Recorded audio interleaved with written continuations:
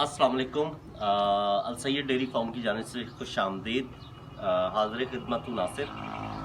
और अल Syed dairy farm जो मैंने कि अराउंड 1.5 महीने पहले इसका स्टार्ट लिया था डिस्ट्रिक्ट रहीम यार खान में। और अब मुझे अल्हम्दुलिल्लाह 1.5 महीना कंप्लीट हो गया है काम स्टार्ट किए हुए। उससे पहले मैं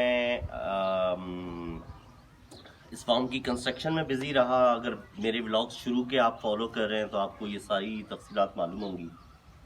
मेरा ताल्लुक़ कराची से बेसिकली, और बस अचानक शौक़ चढ़ा कि फार्मिंग की जाए, लाइव स्टॉक का काम किया जाए। तो लाइव स्टॉक में पहला काम मैंने बफलोस ख़रीदे, और मैं इस वक्त मिल्किंग का काम कर रहा हूँ यहाँ पर। मेरे पास अगर आप देखें यहाँ पर इस फार्म में ये भैंसें यहाँ मौजूद हैं। असलम अगर इधर से आके दिखा सकें ये भैंसें भी, तो वहाँ से लेके यहाँ तक, और फिर वहाँ अगर उस साइड देख सकें वहाँ पे कुछ गायें भी हैं। तो मिल्किंग का काम मैंने स्टार्ट किया था, और अल्लाह का शुक्र इस बड़ी मुश्किल मार्केट में मुझे ऐसा लगता है कि मैं अपनी जगह, अपनी स्पेस बनाना मैंने शुरू कर दी है, अल्लाह का शुक्र। बहुत बहुत आइडियल सिचुएशन नहीं है, but if I compare last month with this month, half of the month is already gone. तो अगर मैं उससे कंपेयर करूं तो बहुत बेहतर पिक्चर है अब। क्या क्या हुआ? ओए ना ना, मारना नहीं है, मारना नहीं। मैं कुछ भी नहीं कर रहा ना, मैं डॉक्टर हूँ, मैं डॉक्टर नहीं हूँ। भैंसें बेचारी डरती हैं, पैंट शर्ट पहन के अगर इनके साथ खड़े हो जाए ना तो ये डरती हैं कि शायद ये कोई डॉक्टर है। तो मैं ये कह रहा था कि अगर आखिरी महीने से पिछले महीने को इस महीने से कंपेयर करें तो सिचुएशन काफ़ी बेहतर है, अल्लाह का शुक्र, अल्हम्दुलिल्लाह। मुश्किल मार्केट इस सेंस में कह रहा हूँ कि it's a very price sensitive market. Karachi जैसी जगहों पर, लाहौर, इस्लामाबाद में अगर हम मिल्किंग की मार्केट देखें तो हमें ये पता चलता है कि दूध की एक प्राइस है, वहाँ पे मिल्क एसोसिएशंस बनी हुई हैं और वो सब मिल के एक प्राइस तय करते हैं और उसी प्राइस पे सेल किया जाता है। लेकिन अगर मैं रहीम यार खान की बात करूँ तो यहाँ पे बड़ी डिफरेंट पिक्चर है। यहाँ पे जिसका जो दिल चाहता है वो करता है। तो मेरी इस मार्केट में जिसमें मैं ऑपरेट कर रहा हूँ, इसमें दूध स्टार्ट होता है 80 रुपये से। यस, अगर सस्ता दूध लेना है तो आप रहीम यार खान शिफ्ट हो सकते हैं। 80 रुपये किलो से लेकर यहाँ पे दूध जाता है 110 रुपये किलो तक। तो आप अंदाज़ा लगा सकते हैं भैंसों का, अगर आप काम कर रहे हैं, भैंसों के एक्सपेंसेस हैं, इनकी कीमत है, इनके दूध इतने ज़्यादा नहीं होते जितने कि गाय के होते हैं। इस मार्केट में गेटिंग अ गुड प्राइस और कस्टमर रिटेन करना, उसको अपने साथ रखना इज़ वेरी डिफ़िकल्ट जॉब। लेकिन अल्लाह का शुक्र, वी आर वेरी फोकस अपने जानवरों पे, अपने कस्टमर्स पे, मार्केट पे, टारगेट मार्केट पे हम बहुत फोकस हैं। तो अल्लाह का शुक्र है अब इस month things are going in right direction, I would say. तो अल्लाह का शुक्र, अल्हम्दुलिल्लाह। बाकी आप में से वो लोग जो मुझे कंटिन्यूसली फॉलो करते आ रहे हैं, तो मैं बताता रहा हूँ कि बफेलोज़ जो है हमारे लोकल ब्रीड हैं। ये हमारे ट्रेडिशनल जानवर हैं जो हमारे गांव देहातों में बड़े शौक़ से लोग पालते हैं इनको। लेकिन इनके बड़े मसाइल हैं। बज़ाहिर ये बड़ा लेज़ी सा जानवर लगता है, ऐसा बड़ा लेज़ी है, और वाकई लेज़ी है, लेकिन ये खाता बहुत है माशाल्लाह। खाने के अलावा इसके, ओए क्या, मेरे हाथ में कुछ भी नहीं है, खाली है। तो चारे के अलावा इनके बहुत सारे मामलात हैं। इनको वीकली बहुत सारे हकीमी नुस्खे दिए जाते हैं जिनसे इनका मिल्क मेंटेन रहता है। मिल्क बढ़ता है। इसके अलावा मिल्क की क्वालिटी, उसकी थिकनेस, उसकी स्मेल, इन सब चीज़ों पे फ़र्क पड़ता है। तो बहुत सारी चीज़ें हैं जिनको मैनेज करना पड़ता है ऑल टुगेदर। तो मेनली मैंने ये जो व्लॉग बनाना शुरू किया, इसका मकसद अवेयरनेस था उन लोगों के लिए जो कि लाइव स्टॉक का काम करना चाहते हैं, डेयरी मिल्किंग में आना चाहते हैं डेयरी की फील्ड में। तो 2-3 चीज़ें आज मैं शेयर करूंगा आपसे, मुख्तसरन करूंगा, फिर वो लंबी हो जाती है बात। जो मैंने अंडरस्टैंड किया वो ये कि 3 सिनेरियोज हैं। एक, आपकी अपनी जगह, आपकी अपनी ज़मीन, और आपके इर्द गिर्द मौजूद बहुत सारी दीगर फैसिलिटीज़ जो कि जानवरों के लिए बहुत ज़रूरी हैं। दूसरा सिनेरियो ये है कि आपकी अपनी जगह, चारा जो है वो ठेके की ज़मीन पे ले लेना, ठेका लेके उसकी बुआई करना और उसको काटना, उसका एनुअली ठेका देना ज़मीन का। तीसरा सिनेरियो ये है कि ज़मीन भी ना लेना। तीसरा सिनेरियो ये है कि ज़मीन आपकी अपनी जिस पे आप ऑपरेट कर रहे हैं, और ज़मीन ठेके पे भी ना लेना, अपनी भी ना होना, और सिर्फ चारा ख़रीद लेना, फसल पूरी। चौथा सिनेरियो भी है, मैंने 3 बताए थे, एक चौथा सिनेरियो भी है कि ज़मीन आपकी अपनी जिस पे आप ऑपरेट कर रहे हैं और चारा ख़रीदना मार्केट से। तो ये 4 सिनेरियो बनते हैं।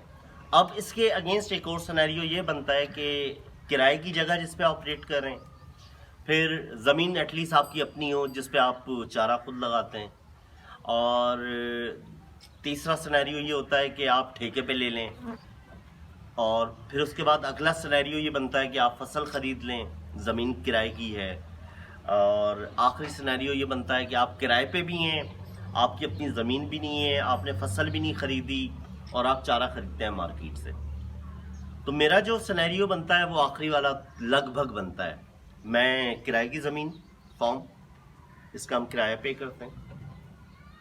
मेरे पास ज़मीन नहीं है मेरी ज़ाती, मेरे पास ठेके पे भी ज़मीन नहीं है, लेकिन मैं मार्केट से चारा ख़रीदता भी नहीं हूँ डेली। मैंने क्या किया हुआ है, मैंने किराए की ज़मीन, फसलें यहाँ लोगों ने लगाई हुई होती हैं, मैं उनसे 1.5-2 कनाल लगा हुआ चारा ख़रीद लेता हूँ लमसम। तो मेरे लिए ज़रा सिचुएशन डिफ़िकल्ट इस वजह से हो जाती है कि I am paying for everything. मैंने किराया देना है, मैंने यहाँ के ऑपरेशनल एक्सपेंसेस बेयर करने, मैं ख़ुद तो नहीं करता ये काम, मेरे साथ मेरी टीम है, उनके एक्सपेंसेस हैं। अच्छा, उसके बाद फिर मुझे चारे से लेके तूड़ी से लेके वंडा, एवरीथिंग इज़ आउटसोर्स, मतलब मुझे कहीं ना कहीं से वो लेनी है। तो इस सिचुएशन में जो आपके मार्जिन्स हैं ना वो बड़े स्क्वीज़ हो जाते हैं।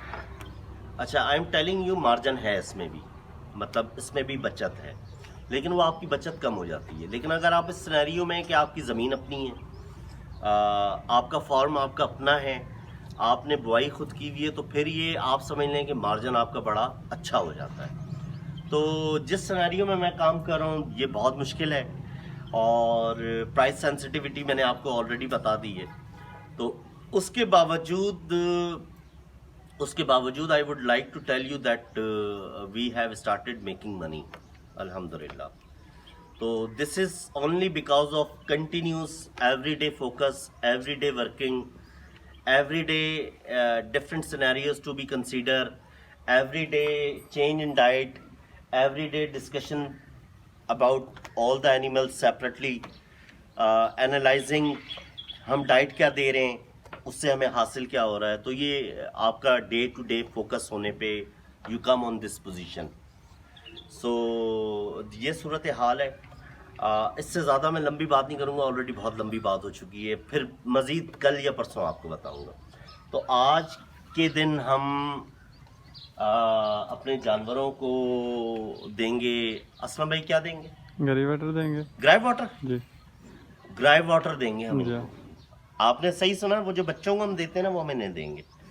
ग्राइव वाटर मैं परसों लेके आया हुआ था, तो वो आज हम इनको ग्राइव वाटर देंगे, इनको भी देंगे और इनके बच्चों को भी देंगे। इनको 100 ml देंगे, बड़े जानवरों को, छोटे बच्चों को 50 ml देंगे। और इसके अलावा एक चीज़ मैंने और मंगाई हुई है, वो भी मैं आपको जब वो आ जाती है तो फिर बताता हूँ। Keep following. तो मेरे साथ असलम मौजूद हैं। असलम यहाँ पे मेरी मदद करते हैं सारे काम में, इन सारे भैंसों को, गायों को, इनको सबको लुक आफ्टर असलम कर रहे होते हैं। तो असलम से हम पूछते हैं, ये अपने सामने कैन रख के बैठे हुए हैं। तो आज पहले बच्चों को शुरू कर रहे हैं ग्राइव वाटर देना। जी जी, पहले बच्चों को देना। भूख में इजाफे और बदहज़मी के लिए जी हाँ, फ़र्क पड़ेगा। बिल्कुल। इसके अलावा पेट में अगर कोई मरोड़ वगैरह या इस किस्म की चीज़ें हैं तो वो भी दूर हो जाती हैं इससे। हो जाएंगे। तो अब आप इसको एक एक बच्चे को कितना देंगे? एक एक नाप। ये वाली नाल इसमें तकरीबन 50 से 60 ml आता है। जी जी, इतना आता है। 50 से 60 ml हम एक बच्चे को पिलाएंगे। बच्चे को देंगे। तो असलम शुरू करें भाई? जी हाँ। चलें, खोलिए। ये ग्राइव वाटर है, ये ख़ास तौर पे बना हुआ है जानवरों के लिए, मतलब इसी काम के लिए। मैं इसको स्मेल करके बताता हूँ इसमें क्या इंग्रेडिएंट्स पता चलते हैं।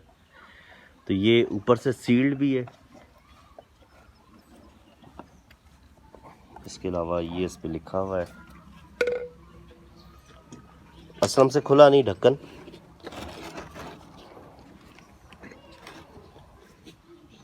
सो स्टार्ट करते हैं, ज़रा ये खुल जाए तो फिर मैं आपको बताता हूँ।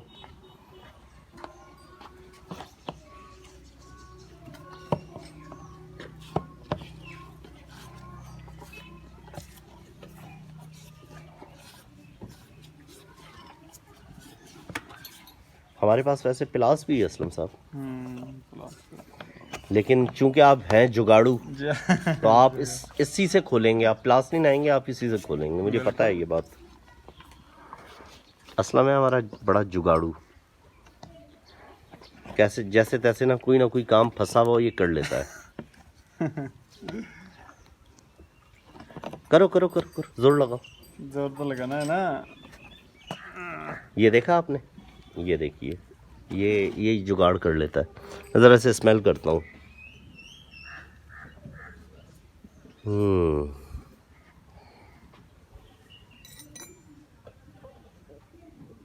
पता नहीं, मुझे तो कुछ समझ नहीं आ रहा क्या हो सकता है,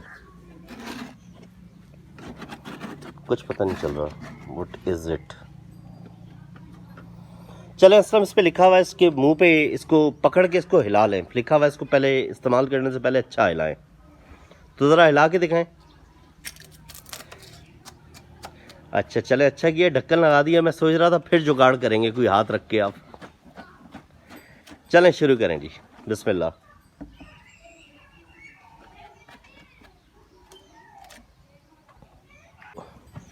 कट्टे हमारे सारे हो गए और अब ये छोटा बच्चा, इसने भी पीनी है। ये इसकी डाइजेशन के लिए बहुत हो रही है। माँ देख रही है कि क्या हो रहा है यहाँ।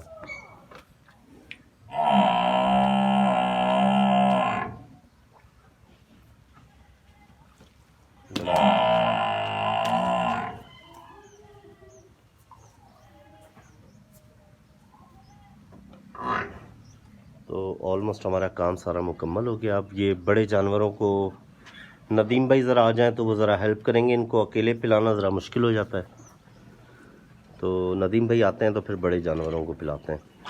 तो असलम भाई ने बच्चों को पिला दिया है, कह रहे हैं कि मैं अकेले कोशिश करता हूँ। ये बड़ी नाल है, इसका साइज़ तकरीबन 400 ml जो हमने इसको चेक किया था।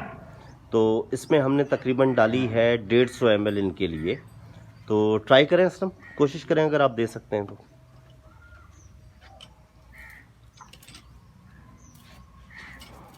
ये देखिए आप, ये मुंह खोला असलम ने और नाल के ज़रिए उसको अंदर उनके मुंह में पुश कर दिया।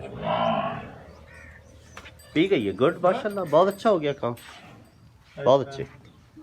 तो असलम ने अकेले ही ये काम कर लिया है।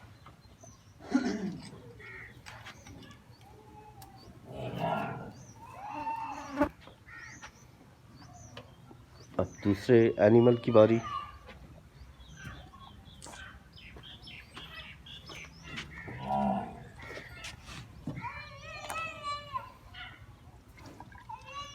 बस तो कम है। काम।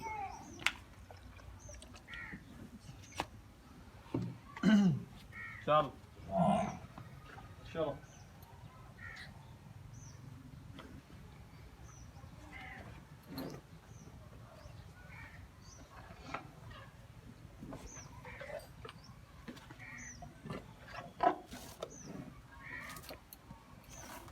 असल में रस्सी बड़ी अच्छी बांधी हुई होती है, टेक्निक से ये एक हाथ से ही बांध भी लेता है और खोल भी लेता है। चलो पियो। शरबत पिला रहे हैं आप? जी। सही। मीठा शरबत बताएं इसको, मीठा है? मीठा शरबत, मीठा शरबत। उत्ते मेरे पे चल देना।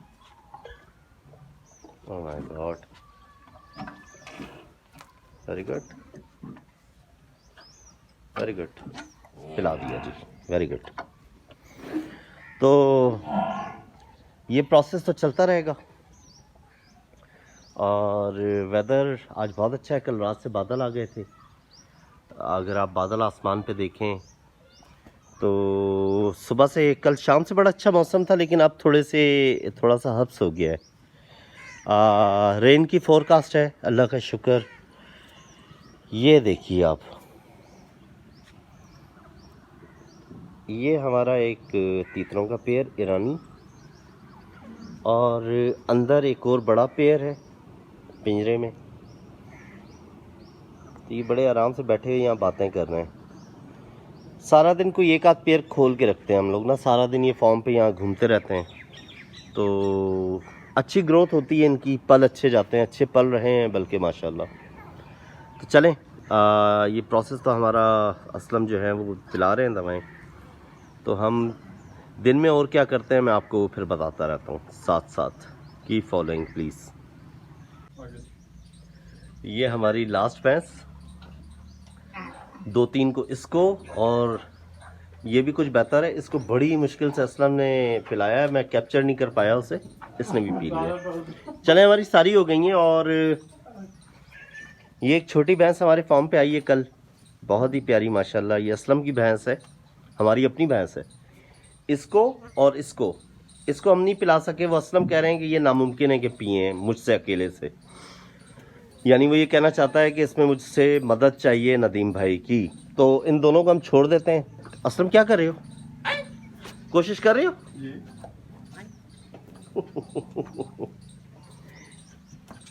आज असलम को जोश आया हुआ है। असलम अपने पैर वैर बचाना। पैर हुए नहीं बचे हुए। असलम अपने पैर बचाना ना। ये देखें आप, वो इतनी सियाणी है, वो मुंह ही नहीं उठा रही अपना।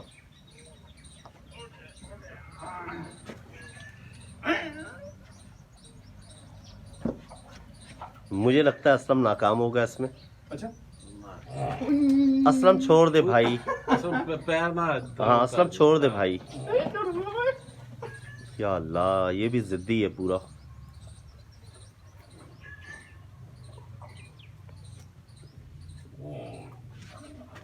बहुत जिद्दी है शौहर आपका।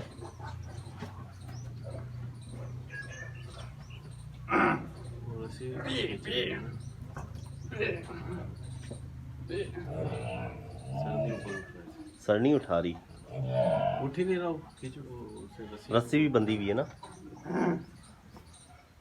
मैं तो पिला दिया था इसने।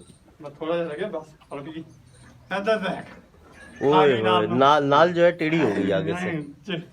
चलें जी, अल्हम्दुलिल्लाह ऑल डन।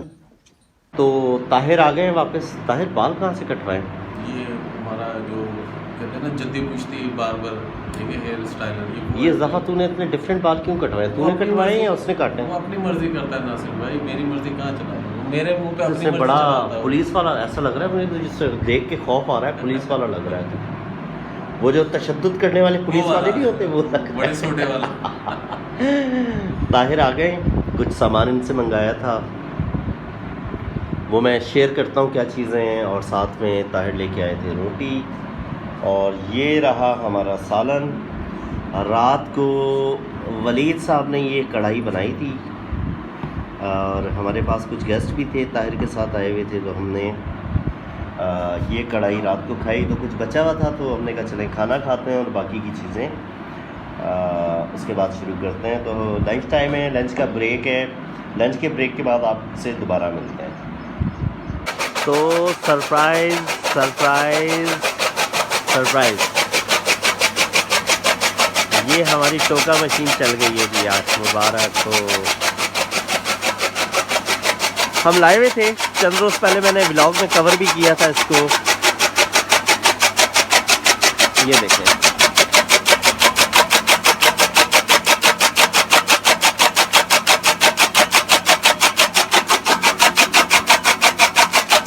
ये हमारा डेली का चारा है जो हमारे जानवर खाते हैं। ये इतना चारा। तो 3-4 रोज पहले हम मशीन ले आए थे, उसके बाद उसकी इंस्टॉलेशन बाकी थी, कुछ इसका काम होता है इसमें टोके वगैरह सेट कराए जाते हैं, इसकी अलाइनमेंट की जाती है। तो वो हम लोगों ने खुद, नदीम भाई ने कर ली थी और असलम ने मिलके, दोनों ने मिलके कर ली थी। तो मशीन हमारी चल गई है, अल्लाह का शुक्र, अपने फॉर्म पे अल्हम्दुलिल्लाह। ये देखिए, ये सेठ मोहम्मद तुफैल टोका जो कि बहुत मशहूर है, 2 HP की मोटर के साथ। बहुत अच्छा साइज पे कट रहा है, बहुत अच्छे साइज पे कट रहा है माशाल्लाह।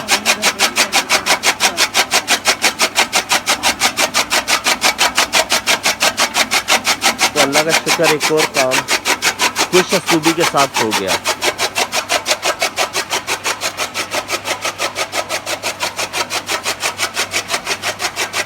अल्लाह का बहुत बहुत शुक्र। मुझे बड़ी खुशी हो रही है इसे देख के कि हम एक अरसे से नदीम भाई के फॉर्म पे उसकी कुतराई किया करते थे। अब अल्लाह का शुक्र, हमारे अपने फॉर्म पे ये मशीन चल गई है अल्हम्दुलिल्लाह। तो मैं और नदीम भाई फॉर्म से बाहर आ गए हैं और हम लोग जा रहे हैं, 2-3 काम है। एक हम फॉर्म पे जाएंगे, फिर उसके बाद हम एक और फॉर्म पे जाएंगे और फिर हम जाएंगे एक तीसरे फॉर्म पे। तो मैं आपको अपने साथ लेके चलता हूँ, वहाँ पे हमारी क्या एक्टिविटीज़ होंगी वो मैं आपको वहीं पे फिर बताता हूँ। चले नदीम भाई, तैयारी? तो हम पहुँचे हैं नसरुल्लाह भाई के फार्म पे और हम देखेंगे एक भैंस इनके पास। मुझे कह रहे थे कि भैंस ले लें, बहुत अच्छी, आप याद रखेंगे, अच्छी भैंस है माशाल्लाह बज़ाहिर। ये इसका बच्चा है। मैंने और नदीम भाई ने सोचा कि ज़रा देखते चलें।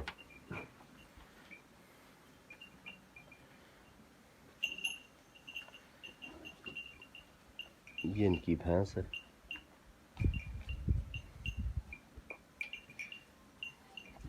ये इनकी दूसरी भैंस है। ये भी इनकी भैंस है।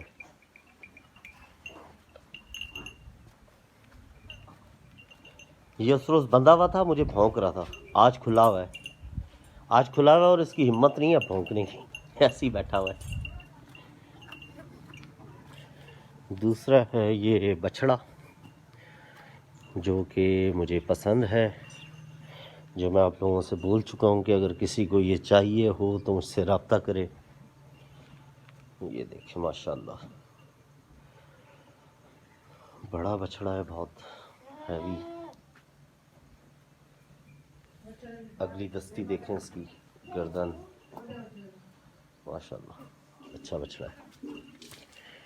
तो हमने देख ली है भैंस, अब हम चलते हैं आगे। चलें नदीम भाई? तो मैं और नदीम भाई पहुंचे हैं रहीम यार खान कनाल व्यू पे, कनाल रोड पे। ये कनाल रोड है रहीम यार खान का मशहूर रोड, बहुत प्यारा रोड है, आगे अच्छी आबादी है इस पर।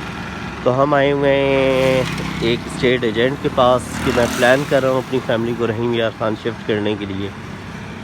तो उन्होंने हमें, स्टेट एजेंसी वाले भाई ने हमें दिखाने 2-3 घर, तो वो देखते हैं। और फिर एक घर ये था, ये यहाँ से लेके यहाँ तक, ये नीचे का पोर्शन है, ऊपर किराएदार ऑलरेडी रहते हैं, 27 मरले पर है। तो अंदर से देखा है लेकिन मुझे बिल्कुल पसंद नहीं आया। हालांकि अंदर एक बड़ा लॉन भी मौजूद है लेकिन नहीं, आगे चलते हैं, एक और दिखाएंगे ये। तो ज़ुहैब भाई ने ये दूसरा ये घर दिखाया है, ऊपर नीचे का ये खाली है किराए पर। और मैं अंदर नहीं गया, मैंने ज़ुहैब से कहा कि यहीं से वापस चलते हैं इनकी शॉप पर, वहाँ 2 मिनट बात करते हैं आपसे। तो चलें ज़ुहैब भाई, चलें। तो ये है कैनाल रोड। मकान हमने 2 जो दिखाए, एक तो मैंने अंदर से देख लिया, 27 मरले पे था, यानी तकरीबन 1.5 कनाल। किराया भी उस हिसाब से इतना ज़्यादा नहीं था, लेकिन जब अंदर से देखा तो बिल्कुल पसंद नहीं आया। अंदर बहुत गंदा था, पता नहीं लोग रहते कैसे हैं घरों में, किराए के घरों में। यही समझ के रहते हैं शायद कि किराए का घर है, इसको तबाह करो और तबाह करके खाली कर दो। और मालिक मकानों का ये तरीका होता है कि अपना घर, अपने घर में अगर उनके चले जाओ तो कुछ और बात होगी, उसी का घर अगर किराए पर है तो वो बिल्कुल कचरा होगा। तो मतलब अपने लिए कुछ और, रेंट वाले के लिए कुछ और, पैसे भी लेने और देना भी कचरा है साथ। तो ये कैनाल रोड है, इस पर मैंने एक घर ऑलरेडी देखा हुआ है, इसी स्टेट एजेंट ने, ज़ुहैब ने मुझे वो दिखाया था, तो मैंने पसंद किया हुआ है, लेकिन थोड़ी सी रेंट पे उस पर बात नहीं बन पा रही। तो मैं दिखाता हूँ घर आपको ना, एक तो ये रोड, ताकि आपको पता चल जाए कैसी रोड है। यानी ये रहीम यार खान का बहुत ही खूबसूरत इलाका है और कोई शक नहीं है। ये ऑक्सी ब्रिज स्कूल है, ऑक्स ब्रिज स्कूल और कॉलेज ये है, बहुत बड़ी बिल्डिंग है। गर्ल्स कैंपस भी है, बॉयज़ भी है, कॉलेज भी इसी में है।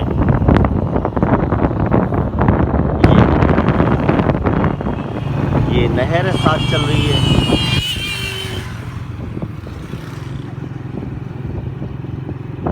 यहाँ ये कुछ और प्राइवेट कॉलेजेस हैं, कॉन्कॉर्डिया एंड समथिंग लाइक दैट।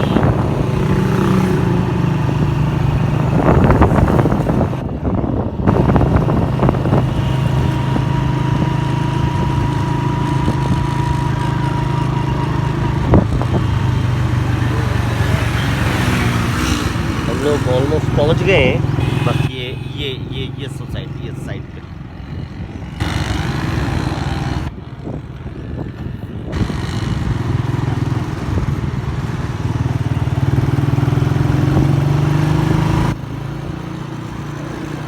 ये है कनाल गार्डन, हम पहुंच गए हैं।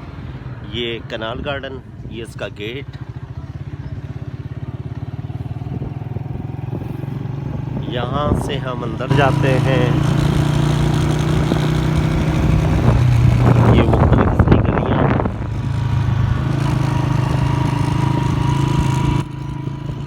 आज शुक्र अल्लाह का मौसम बहुत प्यारा है,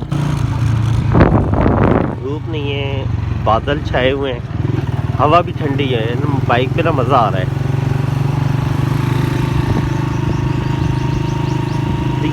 ये वाला एक बेंगलो है, मैंने देखा हुआ है ऑलरेडी और मुझे बहुत पसंद भी आया हुआ है। तो मैं आई थिंक ये गली है, नहीं ये गली नहीं है। मैं आपको दिखाता हूँ जी, ये सारा इलाका है, बहुत प्यारी जगह, अच्छी गलियाँ हैं बड़ी, और यहाँ पे अच्छे बने हुए, बहुत अच्छे बेंगलोज बने हुए हैं। चले मैं घर पहुँच के दिखाता हूँ आपको।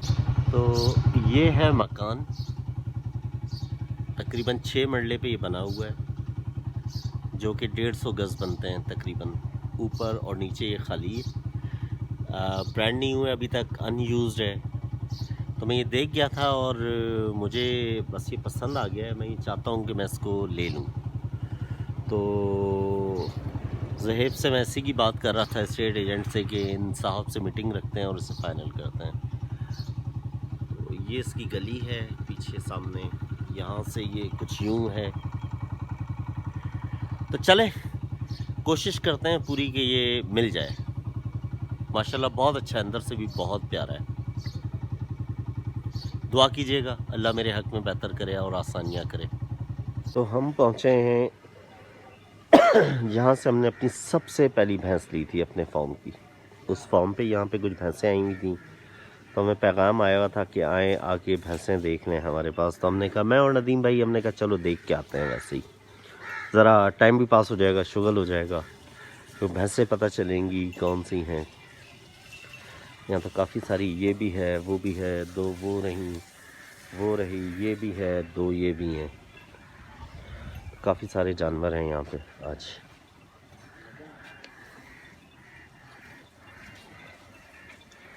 ये इनका, यहाँ से हमने अपनी सबसे पहली भैंस खरीदी थी फार्म की। बहुत ही प्यारा मौसम है, बहुत मज़ेदार। वहाँ से हम निकल आए और भैंसें वहाँ बंधी हुई थी, लेकिन कोई एक भी इस काबिल नहीं थी कि उसे देखें, मतलब हमें मज़ा नहीं आया। उसका मैसेज आया हुआ था असल में कि आके ज़रा देख जाएं, कुछ भैंसें आई हुई हैं, लेकिन देख के बिल्कुल भी मज़ा नहीं आया। तो हम वापस फार्म की जानिब जा रहे हैं अपनी। तो मैंने कहा मैं ज़रा आपको थोड़ा सा मौसम का नज़ारा करा दूँ। बड़े प्यारे बादल आए हुए मज़े के, गर्मी बिल्कुल भी नहीं है अल्हम्दुलिल्लाह, बहुत अच्छा वेदर है। चलें फार्म पहुँच के फिर मैं बात करता हूँ। Keep following. तो हम वापस आ गए, ज़मीन एक जगह देखने गए थे, मैंने आपको बताया था। तो हमें पता ही चला तो साहब 50 टैक्सी से हमने वो भैंस की थी जिसका मैंने आपसे जिक्र किया था। और सुबह जाना था, इन्होंने वादा था सुबह का, तो लेकिन सुबह किसी मसरूफियत की वजह से नहीं आ सकी, लेकिन अपना वादा निभाने आ चुके हैं। जब मैं बाहर था तो फ़ोन आया इनका, यहाँ से फार्म से असलम ने मुझे फ़ोन किया कि जो साहब आए हुए हैं। तो मैंने कोशिश की पूरी कि मैं एज सून एज पॉसिबल, माफ़ कीजिएगा, मैं वापस पहुँचूँ।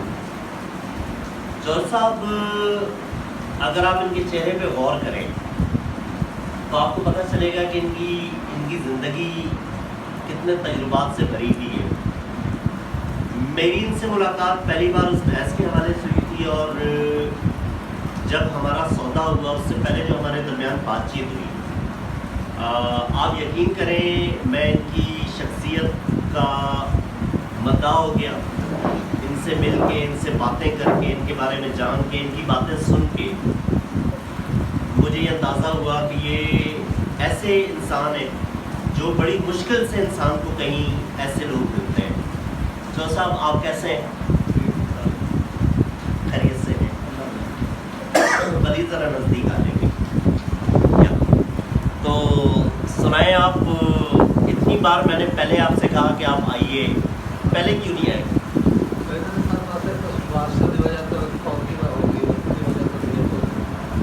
सही सही सही।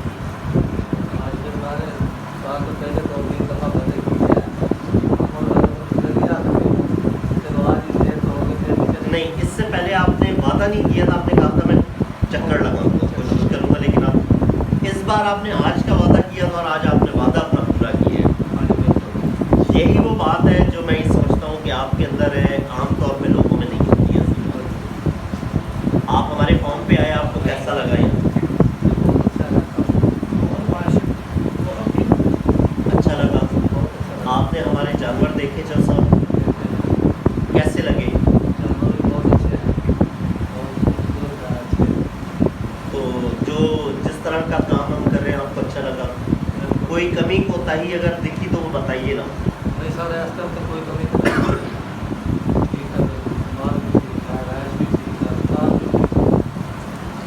सही, मतलब सारा कुछ आपको बहुत अच्छा लगा, देख के खुशी हुई। आपके आने पे अल्लाह ताला ने अपनी रहमत भी बरसाई है। ज़रा मरीज मुआयना कराए कि शरीर बारिश शुरू हुई है।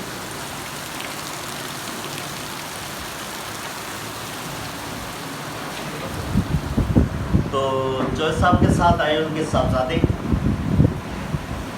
आप कैसे हैं? खैरियत से हैं? ठीक ठाक हैं? बहुत शुक्रिया आप लोगों की आमद का, मुझे बेइंतहा खुशी है। ख़ास तौर पे जो साहब आपने वक्त निकाला, और मैं, आप यकीन करें अल्लाह के हुक्म से इंशाल्लाह मैं जब तक यहाँ हूँ या नहीं, मैं इनसे अपना ताल्लुक़ कायम रखूँगा। मेरी ये सोच है, मेरी ये नीयत है। तो मैं इनकी शख्सियत को कभी भुला नहीं सकता। इन्होंने कारोबार में मेरे साथ वो काम किया जो कारोबार का असूल नहीं है। तो ऐसा वही शख्स कर सकता है जो कारोबार को जानता है, जो अपने ग्राहक को जानता है, या जिसने ज़िंदगी में नुकसान उठाए हों, तजुर्बात हासिल किए हों। चौधरी साहब, आपका बहुत बहुत शुक्रिया, आप आए और मेरे दिल में आपकी बड़ी इज्जत है और इंशाल्लाह कायम रहेगी। आमीन। आज का दिन बहुत मसरूफ़ था, सारी चीज़ों से मैं आपको आगाह करता रहा, दिन भर की मसरूफियात से।